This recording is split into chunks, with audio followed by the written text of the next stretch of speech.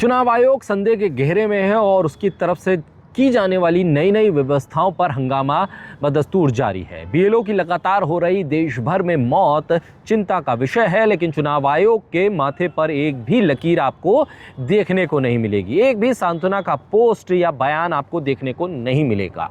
उत्तर प्रदेश हो, राजस्थान हो, केरल हो या फिर दक्षिण भारत का कोई और राज्य हो, लगातार बीएलओ के मानसिक तौर पर तनाव में ग्रसित होने की खबरें सामने आ रही हैं। और सबसे ज़्यादा हंगामा बंगाल में है, जहां पर लगातार बीएलओ में आक्रोश बढ़ता जा रहा है, उन पर दबाव बढ़ रहा है और इसका नतीजा ये हुआ कि ज्ञानेश कुमार के दफ्तर में घुस गए। जी हां, बंगाल में चुनाव आयोग के दफ्तर में बीएलओ प्रदर्शन करते करते घुस गए और ज़बरदस्त हंगामा हुआ। लगातार देश भर में ये एसआईआर की नई रीति 12 राज्यों जिसमें कई केंद्र शासित प्रदेश भी शामिल है उसमें शुरू की गई। तब से लेकर अब तक लगभग 28 बीएलओ की मौत हुई है। आत्महत्या की है, उन्होंने आत्महत्या की है। मानसिक तौर पर प्रेशर बताया जा रहा है। ऊपर के अफसर लगातार उन पर दबाव बना रहे थे कि इसका वोट आप काटिए, इसको जोड़िए, इतने फॉर्म भरिए, ये टारगेट है, ये टारगेट पूरा कीजिए, ये टारगेट पूरा नहीं हुआ तो नौकरी चली जाएगी, पुलिस उठाकर ले जाएगी, एफआईआर हो जाएगी। तमाम तरह के दबाव थे और इस दबाव के बीच में उत्तर प्रदेश में भी मौत हुई और बंगाल में भी मौत हुई। बंगाल की सरकार तो सड़क पर उतर आई। ममता बनर्जी ने साफ तौर पर कह दिया कि आग से मत खेलिए। ऐसी स्थिति पहली बार देश में बनी कि चुनाव आयोग कोई फैसला ले और उस फैसले के खिलाफ जन आक्रोश खड़ा हो जाए, सरकार खड़ी हो जाए। हाँ, वहाँ की सरकारें ज़रूर नहीं खड़ी हो रही हैं जहाँ पर डबल इंजन या ट्रिपल इंजन वाली लॉजिकल सरकारें हैं, जहाँ पर सत्ता का केंद्र दिल्ली भी है और उस राज्य का कैपिटल भी। तो वहाँ पर तो इस तरह के प्रदर्शन आपको देखने को नहीं मिलेंगे जैसा कि उत्तर प्रदेश में। लेकिन बीएलओ जिसके परिवार ने साफ तौर पर बयान दिया कि ये प्रेशर था जिसकी वजह से आत्महत्या करने की कोशिश की गई है, आत्महत्या हुई है।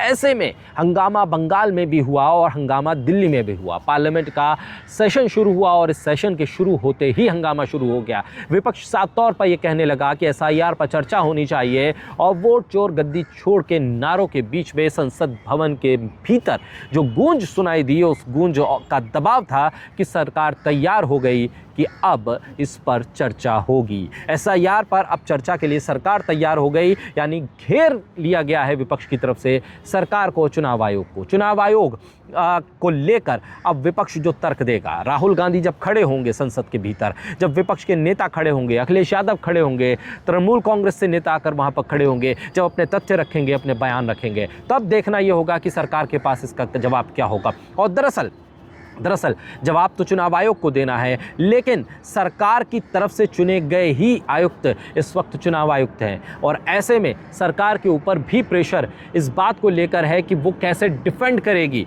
बीएलओ की मौत पर। बीएलओ की मौत पर क्या सत्ताधारी पार्टी कोई सांत्वना देगी, कोई कंपनसेशन का ऐलान करेगी, किसी तरह से कहेगी कि हाँ भाई इस तरह का प्रेशराइज नहीं किया जाना चाहिए था।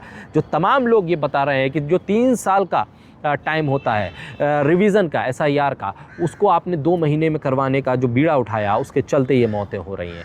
हर एक राज्य में तनाव की खबरें आ रही हैं।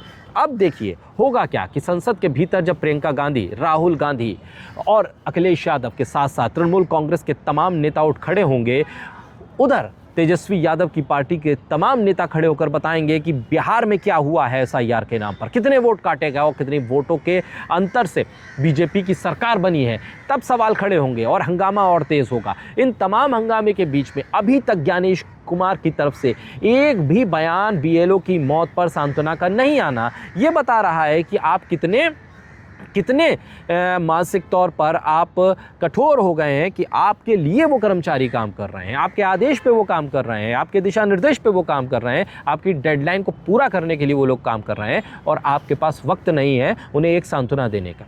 आप जश्न मना रहे हैं कि एसआईआर हमारा काम कंप्लीट हो गया, हमने बहुत बड़ी सफलता हासिल कर ली बंगाल को लेकर, तमाम बिहार को लेकर आप जश्न मना रहे हैं, लेकिन आप ये नहीं बता रहे हैं कि जो मौतें हुई हैं उसका ज़िम्मेदार कौन है, उसकी ज़िम्मेदारी किस पे आएगी, कौन इसको लेकर ज़िम्मेदार होगा जिस पर कार्रवाई करेंगे, और फिर जिनकी मौत हुई है उनको आप देने क्या जा रहे हैं, उनके साथ कंपनसेशन क्या करने जा रहे हैं। ये तमाम सवाल के जवाब आप नहीं दे रहे हैं। लेकिन एसआईआर पे सरकार का चर्चा के लिए राज़ी हो जाना ये बता रहा है कि विपक्ष की तैयारी मजबूत है और विपक्ष के दावों में दम है। नहीं तो कभी आपने देखा है कि मौजूदा सरकार विपक्ष की किसी मांग को इतनी आसानी से और इतनी जल्दी मान ले?